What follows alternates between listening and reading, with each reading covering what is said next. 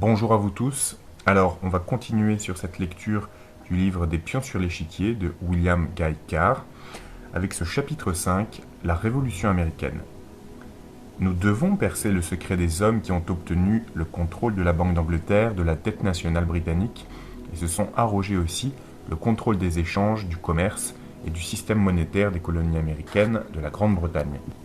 Nous nous contenterons donc de relever les fils conducteurs de l'histoire à l'époque où Benjamin Franklin, 1706-1790, arriva en Angleterre en tant que représentant des intérêts des hommes qui s'étaient associés à lui pour établir une certaine prospérité dans les colonies américaines. Robert L. Owen, ancien président du Comité sur la banque et la monnaie du Sénat des États-Unis, explique ce point à la page 98 du document du Sénat numéro 23. Il y déclare que lorsque les associés des Rothschild demandèrent à Franklin comment il expliquait la prospérité dans les colonies, il répliqua « C'est simple, dans les colonies, nous émettons notre propre argent. Nous l'appelons émission coloniale, nous l'émettons en des proportions convenables selon les exigences du commerce et de l'industrie. » Robert L. Owen remarqua que peu de temps après, les Rothschild, qui avaient eu connaissance de cela, eurent l'occasion d'exploiter la situation, réalisant un profit considérable. La mesure évidente qu'il fallait prendre, c'était de promulguer une loi interdisant aux officiels des colonies d'émettre leur propre monnaie et de les obliger à passer par l'intermédiaire des banques pour obtenir l'argent nécessaire. Amschel Mayer Rothschild était encore en Allemagne, mais il fournissait au gouvernement britannique des troupes mercenaires à 8 livres de solde par homme.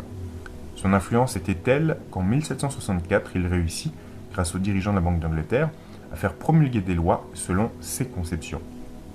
Les autorités des colonies durent retirer leur monnaie d'émission et hypothéquer les actifs et les valeurs coloniales en faveur de la Banque d'Angleterre, puis emprunter l'argent dont ils avaient besoin pour faire marcher leurs affaires.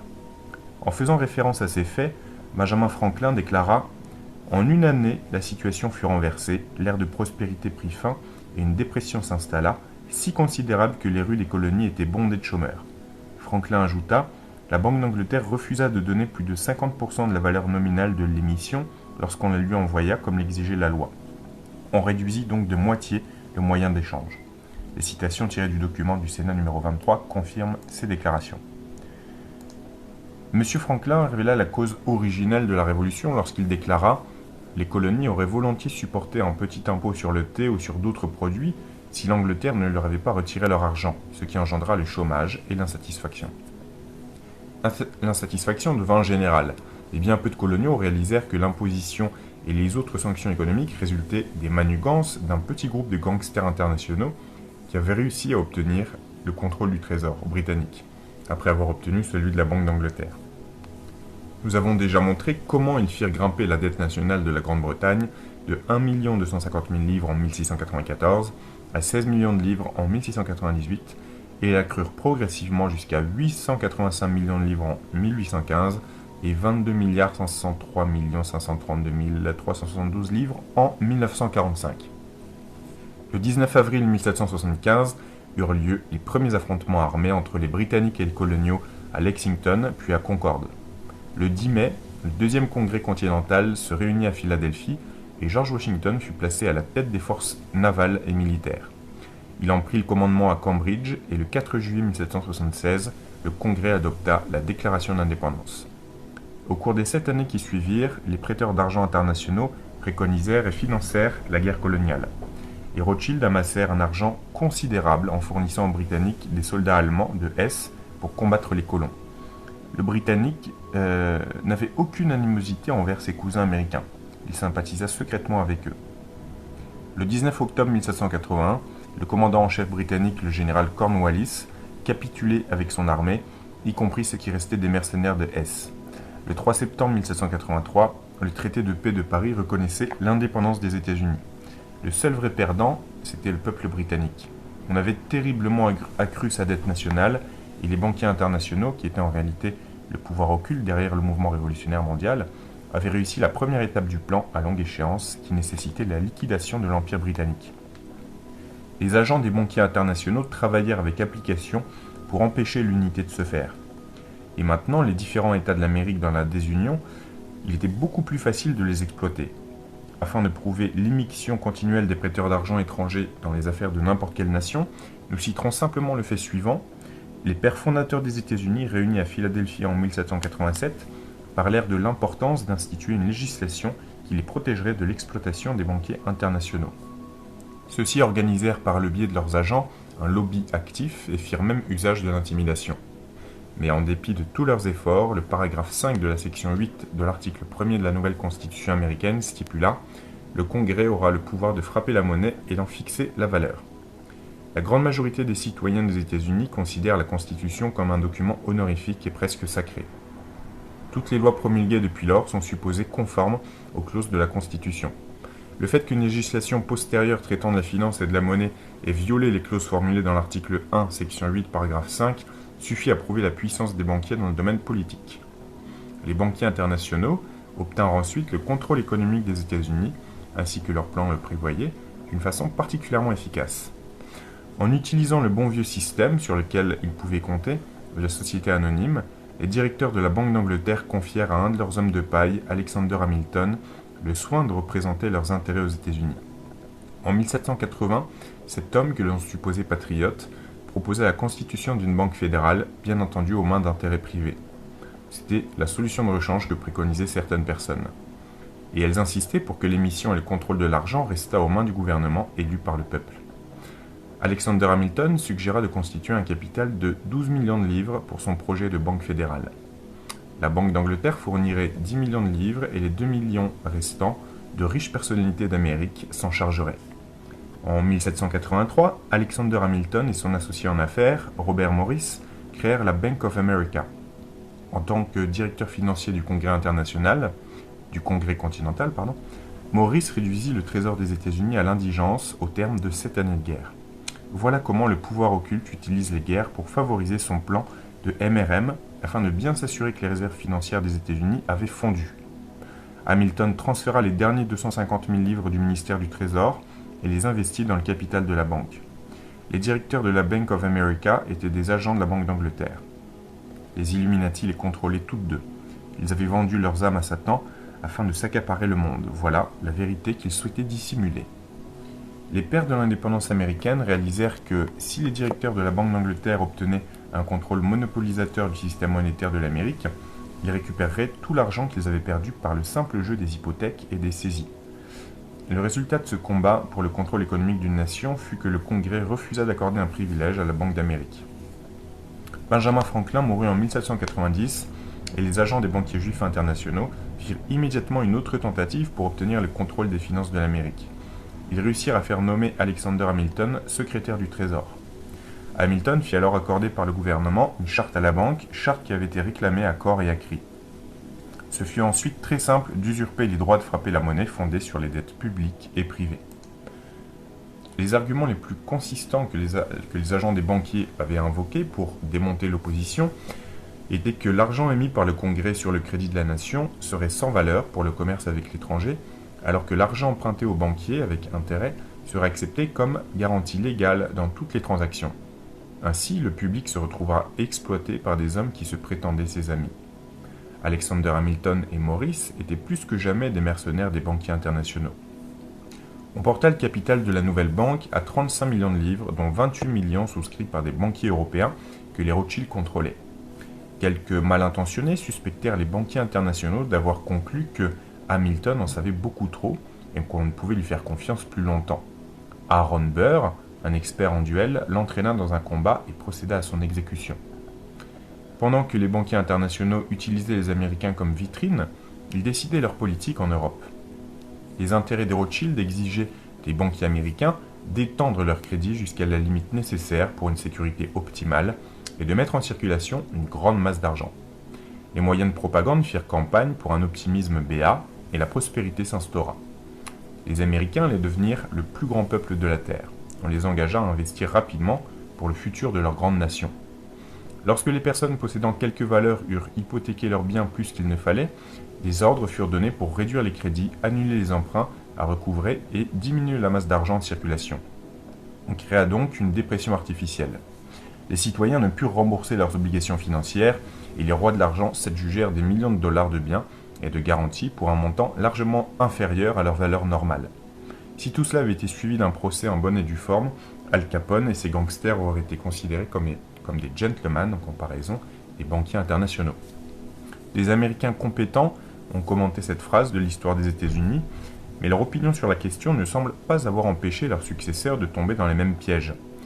John Adams, 1735-1826, écrivit à Thomas Jefferson en 1787 et lui dit « Toutes les perplexités, les confusions et les afflictions ne viennent pas des défauts de la Constitution ni du mauvais accueil ou du manque de mérite, mais aussi de l'ignorance quant à la nature de l'argent, de sa circulation et du crédit. » Thomas Jefferson déclara « Je crois que les institutions bancaires sont plus dangereuses pour nos libertés que des armées régulières. Elles ont déjà constitué une aristocratie de l'argent qui défie les gouvernements. Le pouvoir d'émettre l'argent devait être retiré aux banquiers et redonné au peuple à qui il appartient de droit. » Andrew Jackson déclara « Si le Congrès a le droit par la Constitution d'émettre le papier-monnaie, il leur a été donné de l'utiliser et non de le déléguer à des individus ou à des sociétés. » Ces commentaires explicites signifièrent aux banquiers internationaux qu'ils devaient s'attendre à une sérieuse opposition lorsque leur charte pour la Banque des États-Unis sortira en 1811. Afin de se préparer à cette éventualité, Amschel Mayer Rothschild exerça une mainmise absolue sur la Banque d'Angleterre pour renforcer son contrôle de l'économie mondiale. Son fils Nathan avait été particulièrement exercé pour entreprendre ce terrible ouvrage, comme nous l'avons signalé auparavant. Nathan révéla ses capacités et son talent exceptionnel dans les affaires financières. Il s'entraîna pour ne penser qu'en termes de profit, tout comme un politicien professionnel ne pense qu'en termes de vote. En 1798, dès l'âge de 21 ans, il quitta l'Allemagne afin de s'assurer le contrôle de la Banque d'Angleterre. On lui avait confié la modeste somme de 20 000 livres. Démontrant son génie financier, il spécula en un temps relativement court, tripla son capital.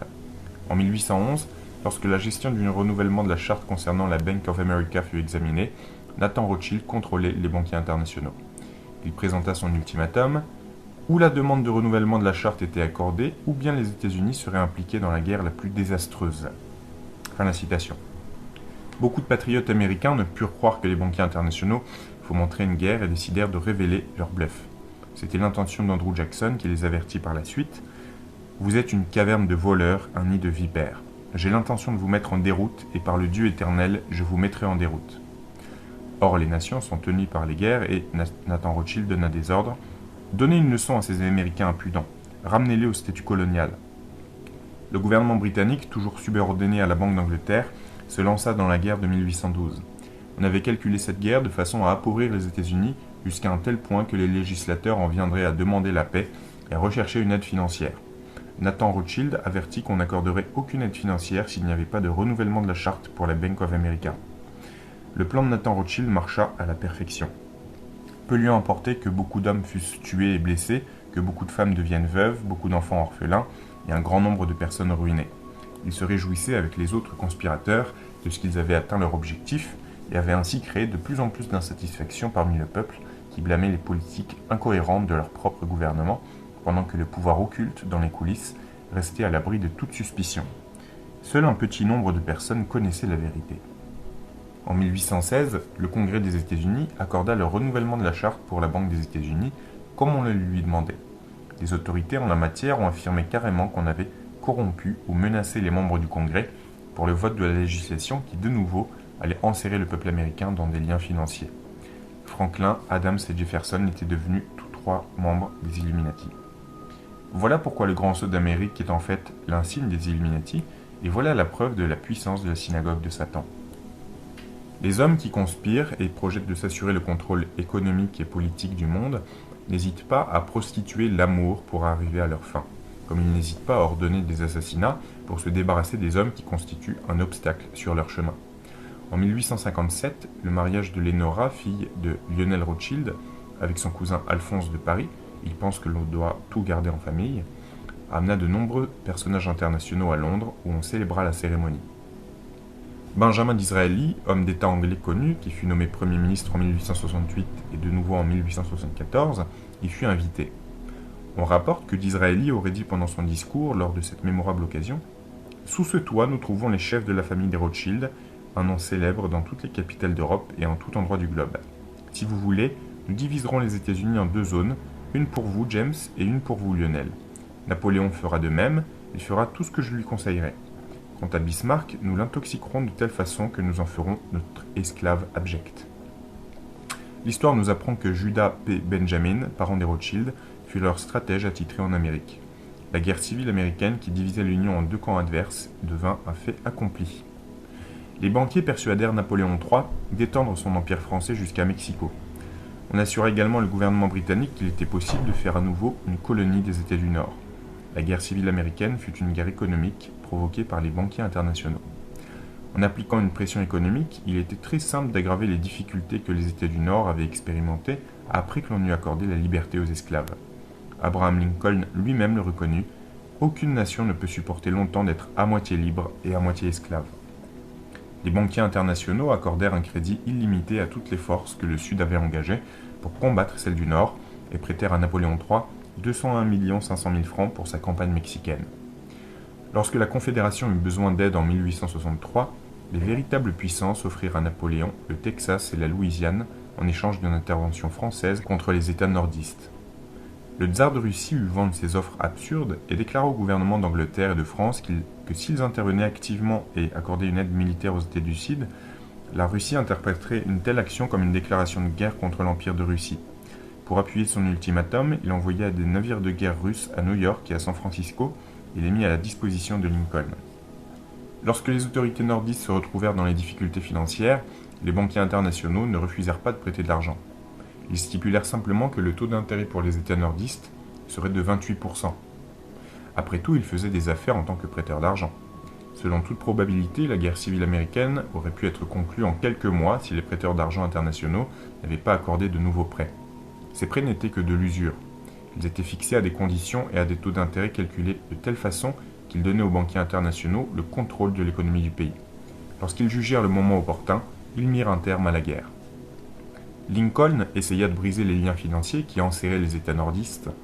À son avis, l'article 1, section 8, paragraphe 5 de la Constitution était suffisante. Il méprisa les avances des banquiers, fit imprimer 450 millions de dollars d'argent honnête et plaça cet argent sous la garantie de l'actif de la nation.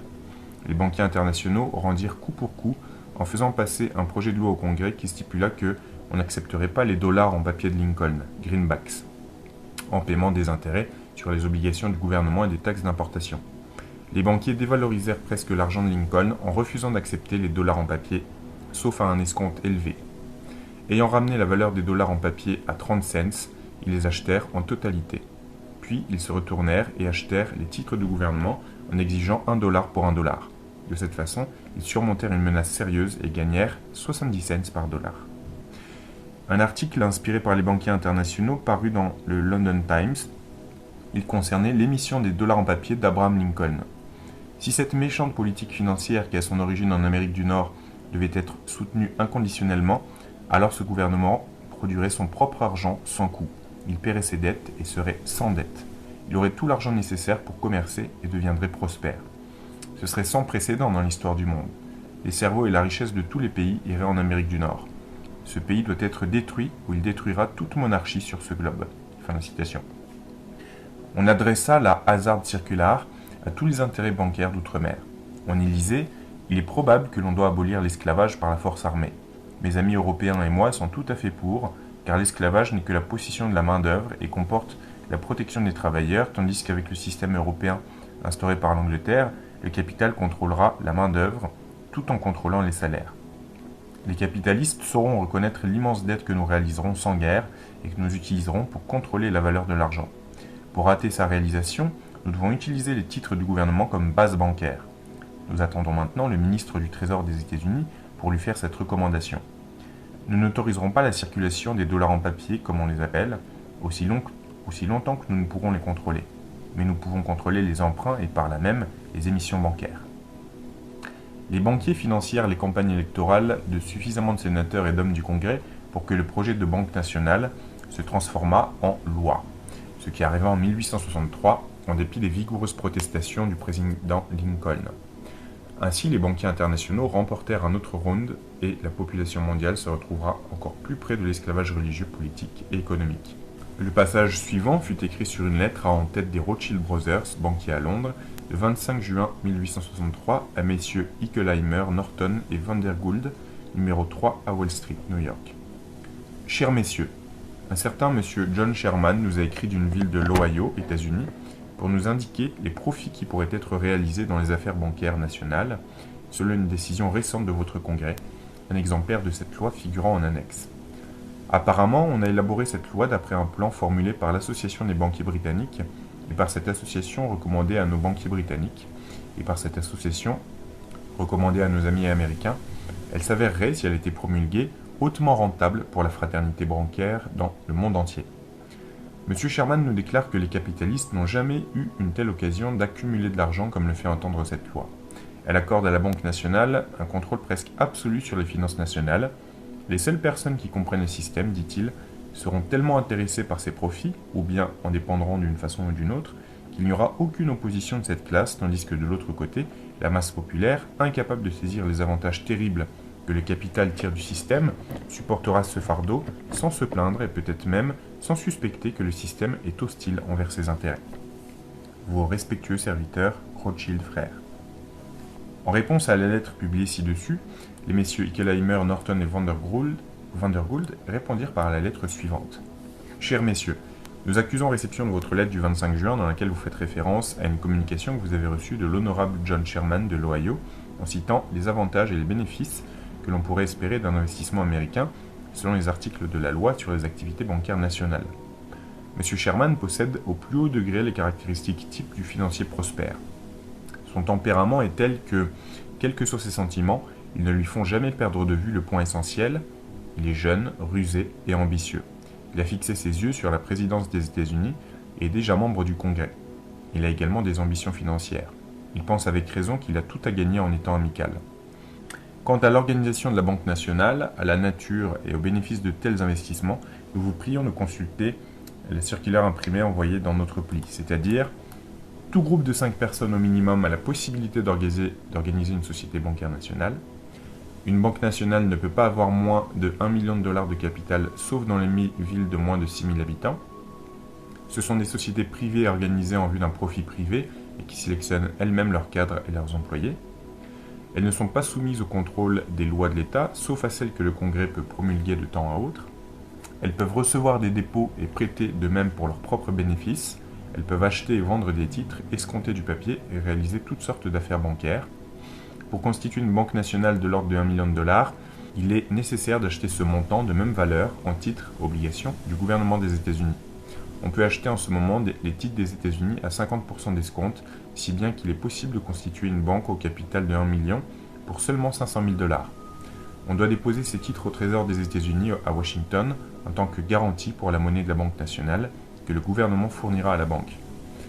Le gouvernement des États-Unis paiera 6% d'intérêt sur tous les titres or, les intérêts étant payés tous les 6 mois. Constatant qu'au prix actuel des titres, les intérêts payés par le gouvernement seront de 12% en or sur tout l'argent investi. Le gouvernement des États-Unis ayant déposé les titres susdits au Trésor public fournira en monnaie nationale à la banque ayant déposé ses avoirs un intérêt annuel de 1% en rémunération de la forte garantie réelle prise. La monnaie sera imprimée par le gouvernement des États-Unis et aura exactement l'aspect des dollars papier, si bien que le peuple ne verra aucune différence, bien que la monnaie ne soit qu'un engagement de payer de la banque. La demande d'argent est si importante qu'on peut immédiatement prêter cet argent au peuple au guichet des banques à un taux d'escompte de 10% à 30 ou 60 jours, réalisant dans les 12% d'intérêt sur la monnaie. L'intérêt sur les titres, plus l'intérêt sur la monnaie que le titre garantit, plus les accessoires en affaires, devrait donner à la banque des gains énormes de l'ordre de 28% à 33 un tiers. Les banques nationales ont le privilège d'accroître et de réduire leur monnaie à volonté, et bien sûr peuvent autoriser ou refuser des prêts si elles le jugent opportun. Comme les banques ont une organisation nationale et peuvent facilement agir de concert en refusant des prêts ou en les autorisant, il en résulte qu'elles peuvent, en combinant leurs actions et en refusant d'accorder des prêts, provoquer un resserrement du marché de l'argent et une baisse de tous les produits du pays en une semaine ou même en un seul jour. Petite parenthèse, qu'est-ce qui arrive actuellement? Ils essayent de créer artificiellement une crise, enfin c'est-à-dire qu'ils ont acculé,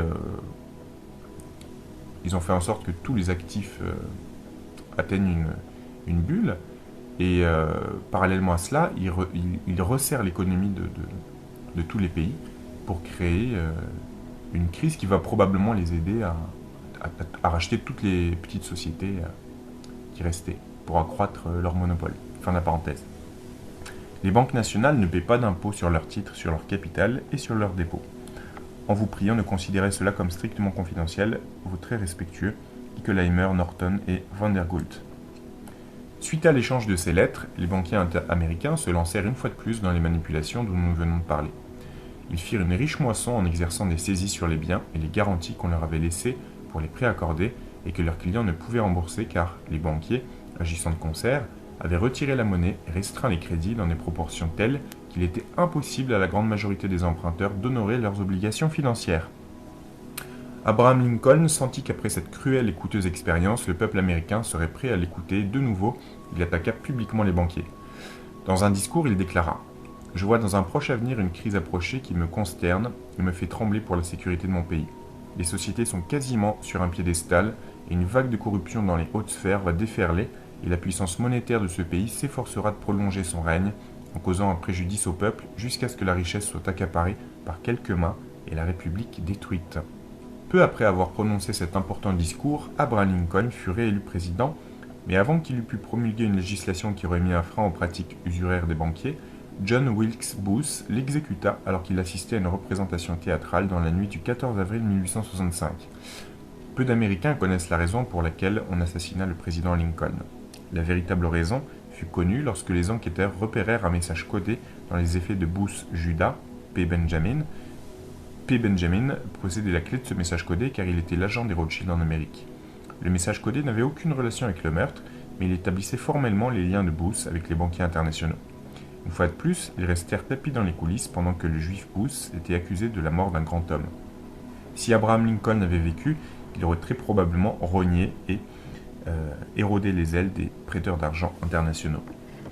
Avant que Lincoln fût assassiné, Solomon P. Chase, qui était le ministre du Trésor des États-Unis, il le fut de 1861 à 1864, déclara publiquement « Mon action destinée à promouvoir l'acceptation du projet de banque nationale fut la plus grande erreur financière de ma vie.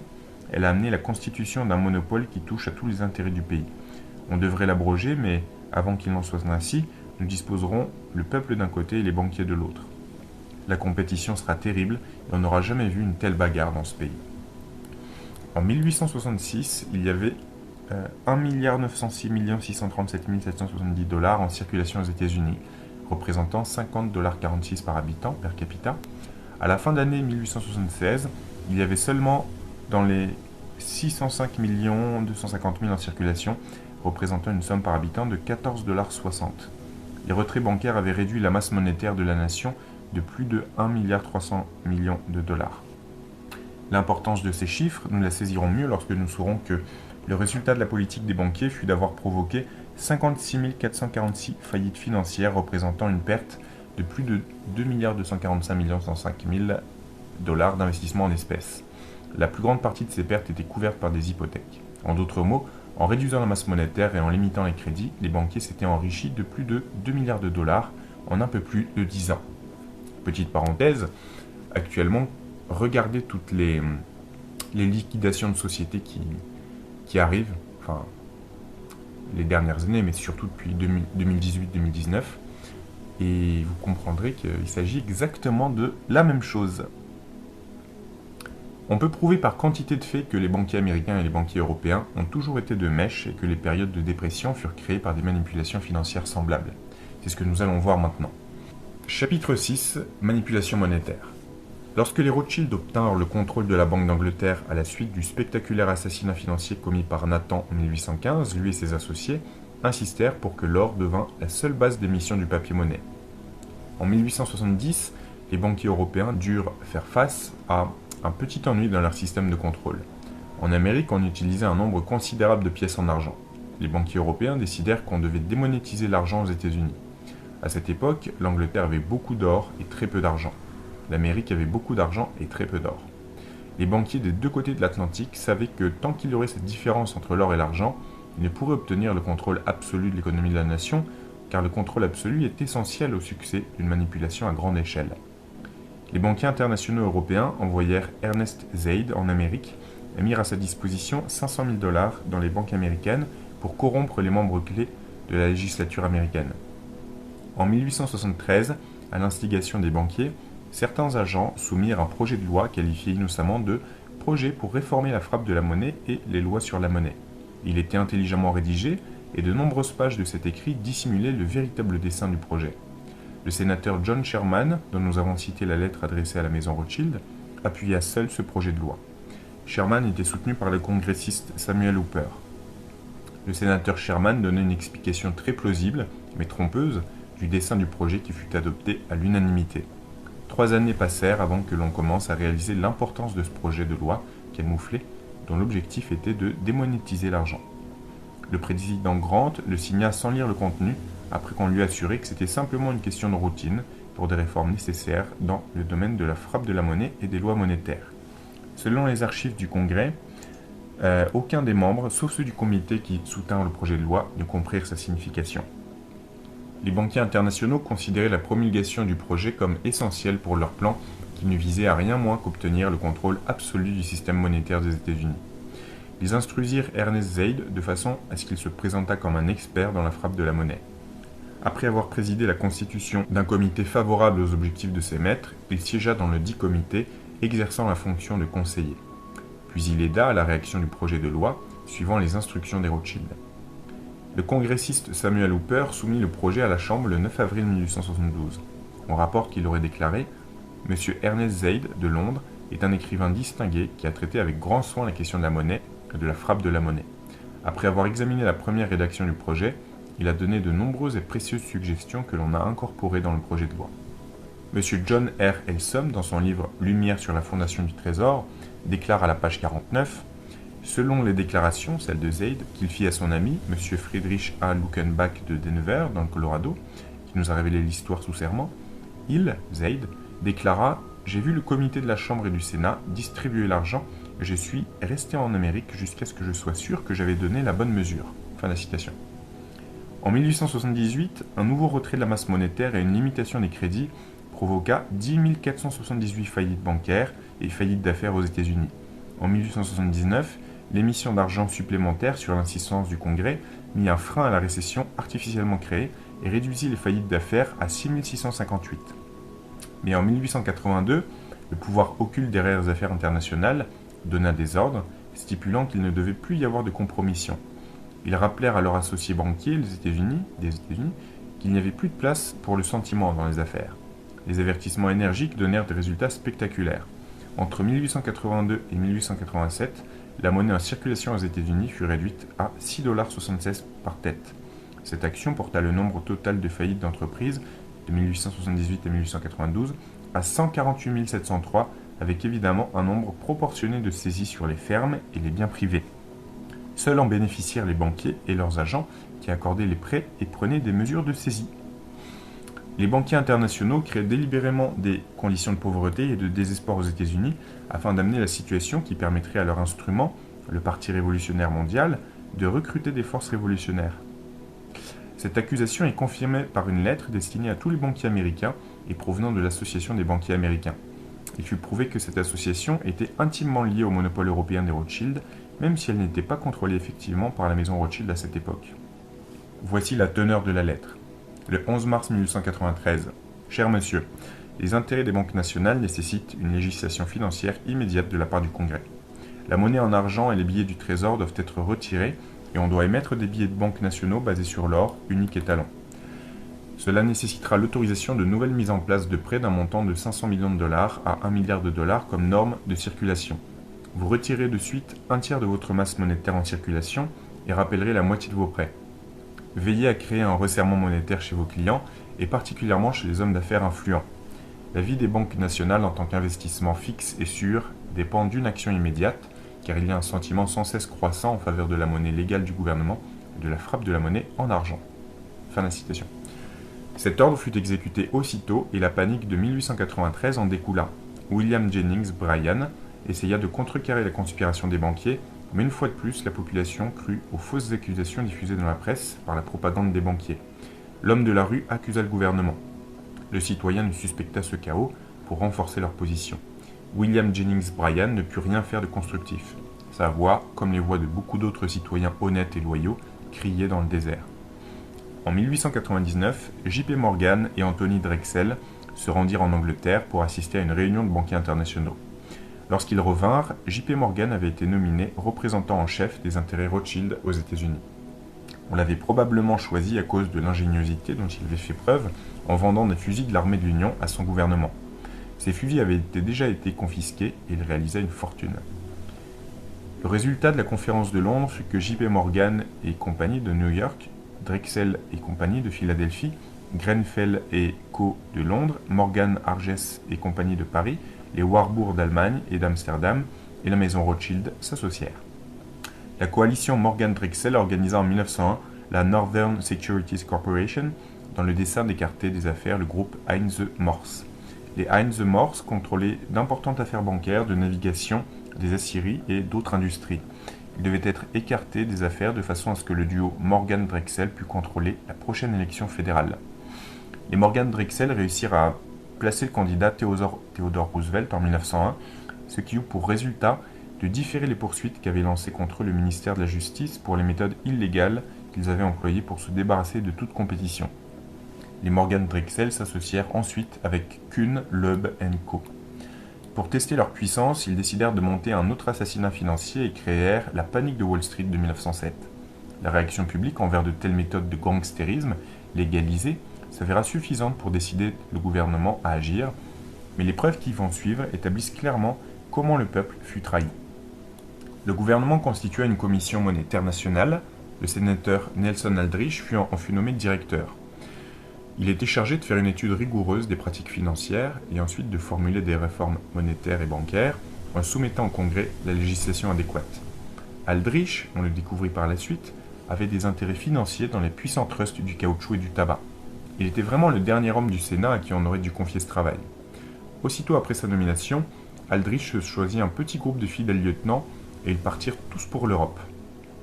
Pendant qu'ils étaient en Europe, on leur accorda toutes les facilités pour étudier la façon dont les banquiers internationaux contrôlaient l'économie des pays européens. Ayant passé 2 années en Europe et dépensé plus de 300 000 $ de l'argent des contribuables américains, Aldrich retourna aux États-Unis. Le peuple n'eut pas grand-chose pour son argent. Aldrich lui déclara qu'il n'avait pu établir un plan précis pour empêcher les paniques financières de se reproduire, de renverser les affaires, de créer le chômage et de détruire depuis la guerre civile américaine d'innombrables petites fortunes. Aldrich était si intime avec les Rockefeller que J.D. Junior épousa sa fille Abby. Avant la tournée en Europe, on avait conseillé à Aldrich de s'entretenir avec Paul Warburg. Ce Paul Moritz Warburg était une personnalité exceptionnelle. Il avait immigré aux États-Unis sous la nationalité allemande vers 1902. Il devint par la suite membre de la maison financière européenne de M.M. Warburg et Co. de Hambourg et Amsterdam. Cette compagnie était, comme nous l'avons vu, associée à la maison Rothschild. Paul Warburg avait étudié la finance internationale en Allemagne, en France, en Grande-Bretagne, en Hollande et dans d'autres pays avant d'entrer en Amérique en tant qu'immigrant. Les États-Unis prouvèrent qu'il était le pays de l'occasion en or car en un rien de temps, il acheta une participation chez Kuhn, Loeb & Co. de New York et se fit voter un salaire de 500 000 $ par an. Un de ses nouveaux associés était Jacob Schiff qui avait acheté une participation dans la firme avec de l'or à Rothschild. Ce Jacob Schiff était l'homme, nous le démontrerons, qui finança le mouvement terroriste en Russie de 1883 jusqu'en 1917. Schiff n'avait pas trop mal travaillé pour lui-même et ses bailleurs de fonds. Il s'était arrangé pour obtenir le contrôle absolu des moyens de transport, des systèmes de communication et des voies de ravitaillement aux États-Unis. Or, nous en avons la preuve aujourd'hui, ces contrôles sont absolument nécessaires pour toute réussite révolutionnaire dans n'importe quel pays. Dans la nuit du 22 novembre 1910, une voiture de chemin de fer privée attendait à la gare de Hoboken dans le New Jersey. Le sénateur Aldrich arriva en compagnie de A. Piatt Andrews, économiste de profession et haut représentant du Trésor que l'on avait invité et régalé en Europe. Shelton, le secrétaire privé d'Aldrich, se présenta également. Il était suivi de Frank Vanderlip, président de la National City Bank de New York, banque qui représentait les intérêts pétroliers des Rockefeller et les intérêts ferroviaires des Kuhn-Loeb.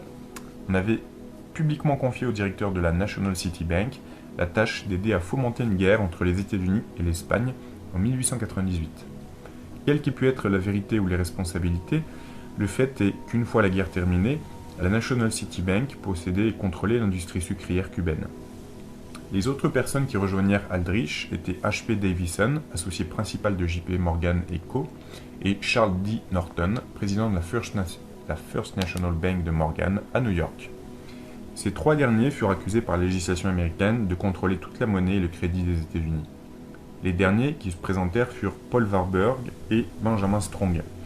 Warburg était si riche et si puissant à cette époque qu'il aurait inspiré la célèbre bande dessinée Annie l'orpheline, dans laquelle on dépeignait Warbucks, comme l'homme le plus riche et le plus influent du monde, un homme qui pouvait, lorsqu'il le souhaitait, faire usage de pouvoirs surhumains ou surnaturels afin de se protéger, lui et ses intérêts.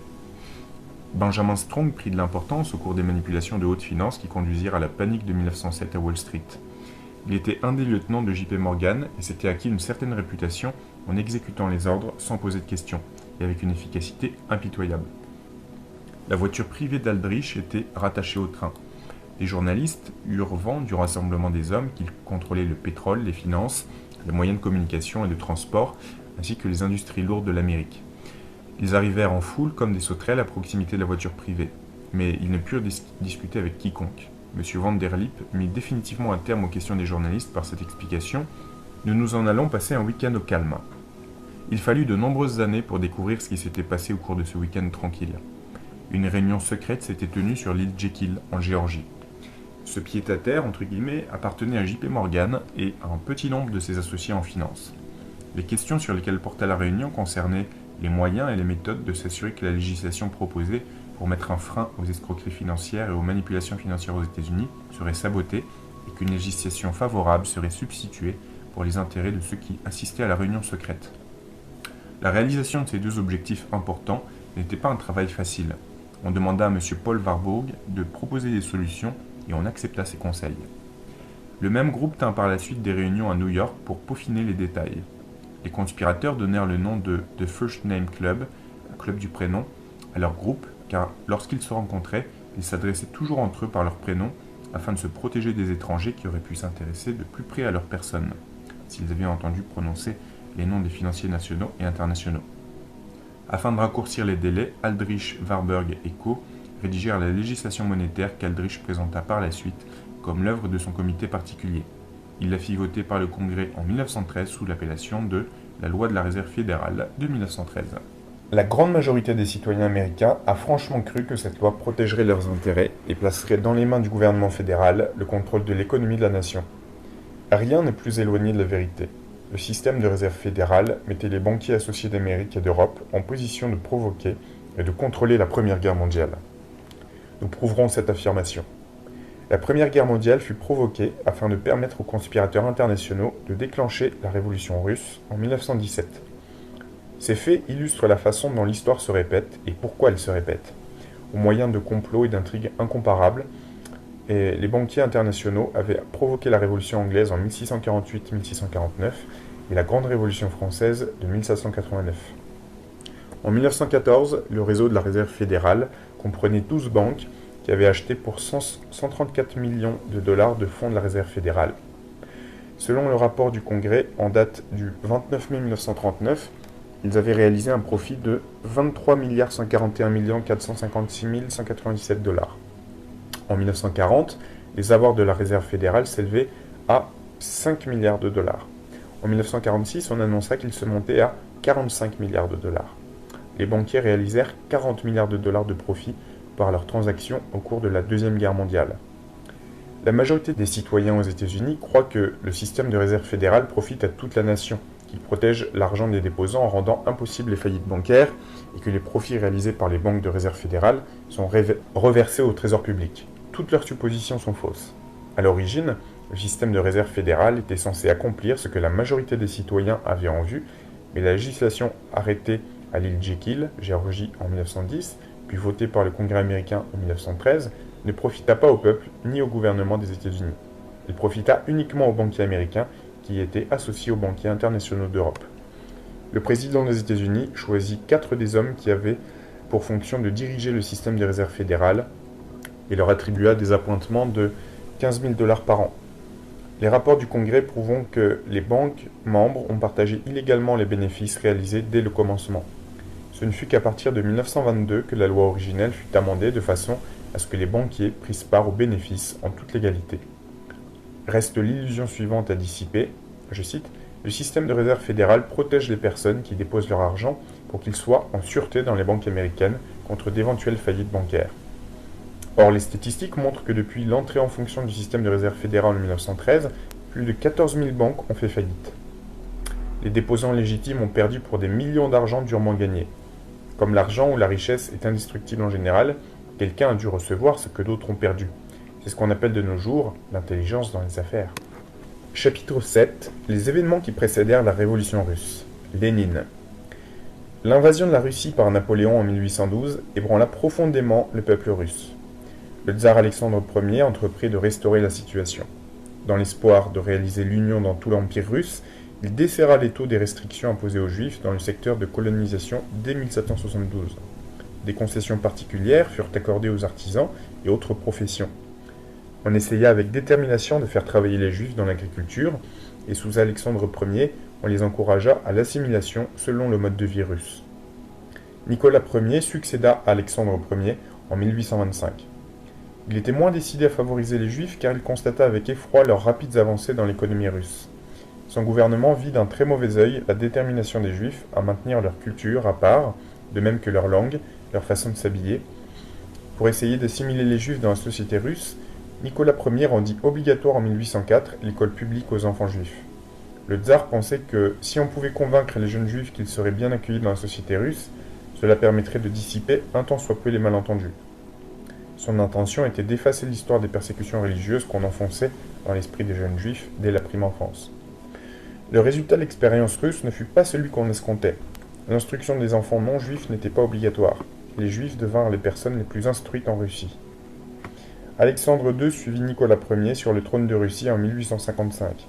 Benjamin Disraeli qualifia Alexandre Ier de « prince le plus bienveillant qui régna jamais sur la Russie ». Alexandre consacra sa vie à améliorer les conditions de vie des paysans, des classes plus pauvres et des juifs. En 1861, il a franchi 23 millions de serfs. On avait obligé cette classe malheureuse à travailler la terre. Ces serfs étaient quasiment des esclaves. Ils pouvaient être cédés d'un propriétaire à un autre lors des ventes ou des baux de propriété terrienne. De nombreux juifs qui avaient tiré avantage de l'instruction obligatoire s'inscrivirent dans les universités. Il leur était très difficile de trouver un emploi lorsqu'ils sortaient diplômés. Afin de réparer cette injustice, Alexandre II décréta que tous les diplômés juifs auraient la possibilité d'exercer leur profession dans le gouvernement de la Grande Russie. En 1879, des pharmaciens, des infirmières, des sages-femmes, des dentistes, des distillateurs et des artisans qualifiés, tous juifs, eurent l'autorisation d'exercer leur profession et de résider partout en Russie. Mais les dirigeants révolutionnaires juifs étaient décidés à poursuivre leur mouvement de révolution mondiale populaire. Leurs groupes terroristes commirent provocation sur provocation, travaillèrent pour s'assurer le soutien d'intellectuels russes aigris et pour enraciner l'idée de révolution violente dans les esprits de la population ouvrière. En 1866, ils attentèrent une première fois à la vie du tsar Alexandre II et essayèrent de l'assassiner une deuxième fois en 1879. Les deux attentats échouèrent de façon miraculeuse. Il fut alors décidé, et on s'y employa particulièrement, de destituer Alexandre. Son règne bienveillant bouleversait complètement leurs revendications. On ne pouvait instituer rapidement les réformes nécessaires que par une action révolutionnaire rapide. Les conspirateurs préparèrent le complot suivant contre la vie d'Alexandre II dans la maison de la juive Esia Elfman, et le tsar fut assassiné en 1881. Pendant que les forces révolutionnaires de Russie essayaient de gêner le gouvernement par tous les moyens, en commettant toutes sortes de provocations dans l'assassinat, le pouvoir occulte derrière le MRM essaya une fois de plus d'entraîner la Grande-Bretagne dans une guerre contre la Russie, depuis ses quartiers généraux d'Angleterre, de Suisse et des États-Unis. Aucun des deux empires n'aurait pu tirer de profit appréciable d'une telle guerre. Le résultat final aurait été l'affaiblissement des deux empires sur le plan matériel et aurait constitué alors une proie très facile pour une action révolutionnaire ultérieure. Dans le numéro d'octobre 1880 du XIXe siècle, Goldwin Smith, professeur d'histoire moderne à l'université d'Oxford, écrivait « Lorsque j'étais dernièrement en Angleterre, on était au bord de la guerre avec la Russie, ce qui aurait entraîné l'Empire tout entier. Les intérêts juifs en Europe et leur organe principal, la presse juive de Vienne, faisaient leur possible pour nous y pousser. » L'assassinat du petit père des Russes en 1881 suscita un ressentiment général qui se traduisit par une explosion spontanée de violence envers la population juive dans de nombreux endroits de Russie. Le gouvernement russe promulgua les lois de mai, qui étaient très sévères car les officiels russes défenseurs de ces lois prétendirent que si la politique bienveillante d'Alexandre II ne pouvait satisfaire et réconcilier les juifs, il serait alors évident que seule la domination absolue de la Russie pourrait les satisfaire. Et de nouveau, la race juive tout entière fut punie pour les crimes de quelques dirigeants révolutionnaires patentés. Le 23 mai 1882, une délégation juive conduite par le baron Ginsberg, petite parenthèse, ce nom de Ginsberg est le vrai nom de Serge Gainsbourg, rendit visite au nouveau tsar Alexandre III et protesta officiellement contre les lois de mai. Le tsar promit une enquête approfondie sur la question du conflit entre les factions juives et non juives dans la population de l'Empire. Le 3 septembre, il prononça le discours suivant. Pendant un certain temps, le gouvernement s'est consacré aux Juifs, à leurs problèmes et à leurs relations avec le reste de la population de l'Empire. Il a constaté les tristes conditions de vie que la conduite des Juifs dans les questions financières avait imposées à la population chrétienne. Au cours des 20 dernières années, les Juifs ne se sont pas seulement immiscés dans toutes les branches du commerce et des affaires, ils ont également accaparé une grande partie de la terre par achat ou fermage. À quelques exceptions près, ils ont connu un seul homme consacrer leurs efforts non pas à enrichir ou faire bénéficier le pays, mais à frustrer le peuple russe grâce à leurs ruses. Les pauvres ont particulièrement souffert de cette conduite qui a provoqué les protestations justifiées du peuple ainsi que des actes de violence envers les Juifs. D'un côté, le gouvernement faisait de son mieux pour supprimer ces troubles, délivrer les Juifs de l'oppression et des massacres. D'un autre côté, il considérait qu'il était urgent et juste d'adopter des mesures radicales pour mettre fin à l'oppression des Juifs vis-à-vis des autres habitants et pour débarrasser le pays de leur malversation qui était, nous le savons bien, l'origine des agitations anti-juives. Le gouvernement n'avait pas seulement promulgué les lois de mai comme acte de représailles pour l'assassinat du tsar Alexandre II, mais également parce que les économistes russes avaient averti de façon pressante le gouvernement que l'économie nationale était en danger de ruine si on ne prenait pas des mesures pour réduire les activités illégales des Juifs. Les économistes firent remarquer que les Juifs ne représentaient que 4,2% de la population globale, mais s'étaient si bien incrustés dans l'économie russe que la nation se trouvait face à un désastre économique. On peut constater la justesse de leur vue par les actions qui furent prises après que la députation du baron Ginsberg ait échoué dans sa tentative de faire annuler les lois de mai. Les banquiers internationaux imposèrent des sanctions économiques contre l'Empire russe et acculèrent presque la nation à la banqueroute. Ils exercèrent un embargo sur les échanges et le commerce russe. En 1904, après qu'ils eussent entraîné l'Empire russe dans une guerre désastreuse contre le Japon, la maison bancaire anglaise des Rothschild répudia ses promesses d'aide financière et essaya d'amener l'Empire russe à la banqueroute pendant que la Kuhn, Loeb & Co de New York octroyait au Japon tous les crédits qu'il demandait.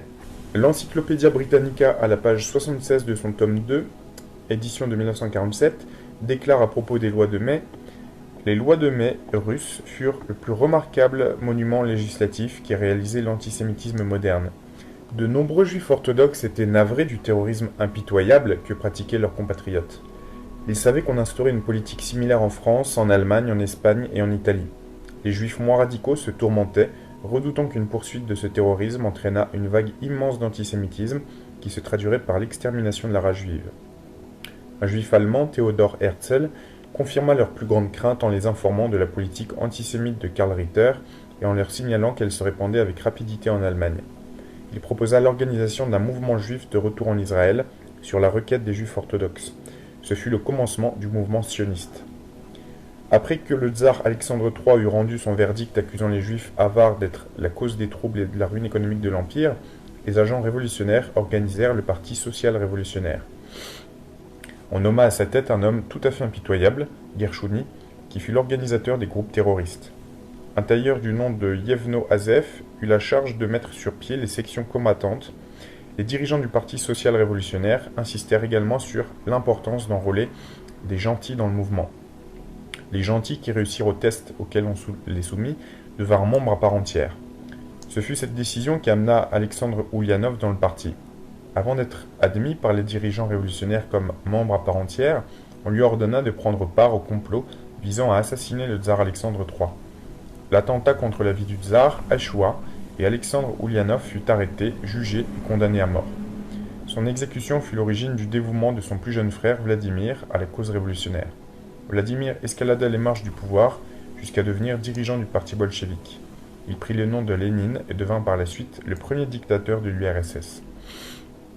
Entre 1900 et 1906, le parti révolutionnaire provoqua de graves troubles dans le monde du travail et créa de profonds malentendus entre les classes de la société russe. Il exacerba aussi la bigoterie religieuse jusqu'à en faire un bouillon de culture. On servit ce bouillon à la Russie tout en lui prescrivant de sérieux remèdes qui consistaient en meurtres et assassinats à grande échelle. Le bouillon se répandit sous la forme de la Révolution de 1905. La section terroriste des révolutionnaires sociaux assassina des officiels en 1901, dont le ministre de l'Instruction, Bogolepov. On perpétra cet assassinat afin de prendre en compte le ressentiment juif vis-à-vis de la clause sur l'instruction dans les lois de mai. Cette clause limitait le nombre de juifs s'inscrivant dans les écoles et les universités subventionnées par l'État, en fonction du pourcentage que représentait la population juive par rapport à l'ensemble de la population russe. On vota cette mesure parce que les étudiants juifs avaient envahi les écoles financées par l'État, puis on confia à un groupe de jeunes juifs qui avaient souffert de la clause sur l'instruction des lois de mai de 1882, lorsqu'ils étaient enfants, la tâche d'assassiner le ministre de l'Instruction.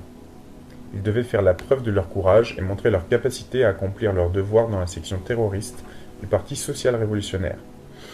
L'année suivante, en 1902, le ministre de l'Intérieur, Spiagine, fut assassiné pour accentuer le ressentiment juif envers les lois de mai qui avaient retourné la politique bienveillante d'Alexandre II et interdit aux Juifs de vivre en dehors de la zone de colonisation. Les Juifs qui avaient été expulsés de leur habitation dans la Grande Russie lorsqu'ils étaient enfants sous les lois de mai se virent confier cette exécution. Ils ne commirent aucune faute. En 1903, on assassina Bogdanovitch, gouverneur d'Ufa. En 1904, on tua le premier ministre russe, Vycheslav von Plehve. En 1905, la première révolution russe à grande échelle éclata. Le 17 février, on assassina l'oncle du tsar, le grand-duc Serge. En décembre 1905, le général Dubrassov élimina les révolutionnaires, et en 1906, la section terroriste l'assassina. Après que le tsar eut accusé les juifs de la triste situation en Russie, le baron Ginsberg reçut la mission d'œuvrer pour la destruction de l'Empire russe. Pour déclencher la guerre russo-japonaise, les Rothschild d'Europe feraient mine d'être agréables à la Russie. Ils financeraient la guerre du côté russe, pendant que les associés des Rothschild, Kuhn-Loeb & Co. de New York, financeraient secrètement le gouvernement japonais. On rendrait la défaite russe effective lorsque les Rothschild retireraient leur aide financière au moment où elle serait nécessaire, et on créerait le chaos et la confusion dans les forces armées russes en Extrême-Orient par le sabotage des voies de communication et de transport qui traversaient la Sibérie. Ceci conduisit la marine et l'armée russe à manquer de ravitaillement et de renforts. C'est alors qu'un officier de la marine russe, parti de la Baltique et en route vers Port Arthur en Extrême-Orient, donna l'ordre à ses navires de faire feu sur une flottille de chalutiers britanniques qui pêchaient dans le Dogger Bank en mer du Nord. Aucune raison valable ne fut apportée pour expliquer cet acte gratuit de cruauté envers une puissance supposée alliée. La réaction de la population en Angleterre fut telle qu'on évita la guerre de justesse. C'est à cause de cet incident que de nombreux officiers de la marine britannique et de la marine marchande offrirent leur service au Japon. Les prêts internationaux accordés par Jacob Schiff de New York financèrent le gouvernement japonais. Schiff était l'associé principal de Kuhn-Loeb & Co. Il coopéra avec Sir Ernest Cassels d'Angleterre et avec les Warburg de Hambourg. Jacob Schiff justifia le financement des Japonais en guerre avec la Russie dans une lettre qu'il écrivit au comte Witte, émissaire du tsar, qui assistait aux négociations pour la paix à Portsmouth en 1905. Peut-on s'attendre à ce que l'influence du juif américain sur l'opinion publique s'exerce en faveur du pays qui persécutait systématiquement ses frères de race? Si le gouvernement qui vient de se constituer ne réussissait pas à assurer la sécurité et un statut égal dans tout l'Empire vis-à-vis de la population juive, alors le moment serait vraiment venu pour les Juifs de Russie de quitter leur patrie inhospitalière. Le problème auquel le monde civilisé devra faire face sera considérable, mais il sera résolu. Vous n'êtes pas seulement un homme d'État prévoyant et clairvoyant, mais aussi un grand économiste. Vous savez très bien que le destin de la Russie et son avenir seront scellés. On peut encore mieux apprécier l'hypocrisie de Jacob Schiff lorsqu'on sait que depuis 1897, il finançait les terroristes en Russie. En 1904, il participa au financement de la révolution qui éclata en Russie en 1905. Il aida aussi à l'organisation à l'échelle internationale du financement de la révolution russe qui éclata dès 1917, donnant à ses associés et à lui-même leur première occasion de mettre en pratique les théories totalitaires. Les banquiers internationaux fomentèrent la guerre russo-japonaise afin de créer les conditions souhaitées pour le succès d'un coup d'État révolutionnaire destiné à renverser le pouvoir des tsars. Les plans des banquiers internationaux furent déjoués lorsque les mencheviks, dirigés par des juifs, déclenchèrent de leur propre autorité une révolution en Russie, celle de 1905. Lorsque les banquiers internationaux accordèrent leur soutien financier, la révolution échoua au moment même où il semblait qu'elle allait réussir. Les mencheviks, dirigés par des juifs, avaient agi de leur propre initiative. Les banquiers internationaux décidèrent que Lénine dirigerait leur programme révolutionnaire en Russie dès ce moment-là. Lénine naquit à Simbirsk, ville située sur les rivages de la Volga. Il était le fils d'un haut fonctionnaire du gouvernement qui portait le titre de conseiller d'État. Il n'avait pas hérité de ce titre, mais il lui avait été octroyé pour service éminent lorsqu'il était inspecteur scolaire. Lénine reçut une instruction universitaire et put s'occuper de questions juridiques, mais il ne se consacra jamais aux affaires. Les étudiants juifs l'avaient persuadé qu'il était temps de renverser la puissance des classes privilégiées, les masses devant prendre la direction de leur pays. Au moment où Lénine considérait que les réformes nécessaires ne pouvaient être mises en place rapidement que par l'action révolutionnaire, son frère fut arrêté par la police et exécuté. On reconnut très vite un intellectuel en Lénine. Il s'était associé aux dirigeants du Parti révolutionnaire dès l'âge de 20 ans. Nous avons déclaré précédemment que les opulents et influents prêteurs d'argent internationaux avaient participé au financement et à la direction des activités révolutionnaires dans la zone de colonisation. Lénine voulut savoir tout ce qu'il lui était possible de connaître des hommes qui dirigeaient les nombreux groupes révolutionnaires nationaux unis dans leur but commun de révolution populaire. En 1895, à l'âge de 25 ans, il s'en alla en Suisse et rejoignit Plekhanov, qui avait fui la Russie afin d'échapper au destin du frère aîné de Lénine, Alexandre. En Suisse, Lénine et Plekhanov, qui étaient des gentils, rejoignirent des forces qui ne comprenaient que des juifs, Vera Zaluzich, Leo Deutsch, B. Axelrod et Jules Zederbaum. Ils constituèrent un mouvement marxiste à l'échelle mondiale qu'ils intitulèrent « Groupe pour l'émancipation du travail ». Zederbaum était un jeune homme comme Lénine. Il s'était acquis une réputation de terroriste impitoyable et d'agitateur accompli dans la zone de colonisation. Il changea son nom en celui de Martov et devint le dirigeant des Mencheviks. Lénine dirigea les bolcheviks en Russie. L'échec de la révolution des Mencheviks en 1905 convainquit Lénine que la seule façon de réussir une révolution, c'était d'organiser un comité de direction international qui étudierait d'abord et dirigerait ensuite l'effort révolutionnaire. Lénine mit sur pied le Komintern, comité central de direction révolutionnaire internationale, et les banquiers internationaux le choisirent comme leur agent au plus haut niveau en Russie. Lénine avait très sérieusement étudié la Grande Révolution française de 1789. Lorsqu'il apprit que le pouvoir occulte qui avait provoqué la Révolution française était encore très actif, il décida d'avoir parti lié avec lui. Son plan était de faire croire aux membres du Komintern qu'ils étaient les cerveaux, mais aussi d'influencer leurs pensées de façon à leur faire poursuivre les plans à longue échéance des banquiers internationaux. Lorsqu'on ne pourrait plus contrôler les dirigeants révolutionnaires, il leur serait alors possible de les liquider. Nous produirons les preuves qui vous démontreront comment cela se fit réellement. Ayant fixé sa politique, Lénine revint en Russie avec Martov pour organiser sa campagne de collecte d'argent, ramassis de chantage, de vol dans les banques, d'extorsion et de toutes sortes de pratiques illégales. Lénine prétendit qu'il était tout à fait logique de prendre l'argent du peuple et de comploter le renversement du gouvernement. Il établit un principe dans son parti: tous les jeunes gens qui aspiraient à en être membres devaient, comme son frère aîné Alexandre, révéler leur courage physique et leur vivacité mentale. Lénine insista sur le fait que chaque stade d'entraînement révolutionnaire de jeunes comprendrait le cambriolage d'une banque, la destruction d'un poste de police et l'élimination d'un traître ou d'un espion. Lénine recommanda également à tous les dirigeants révolutionnaires des autres pays de mettre en place une organisation souterraine, underground.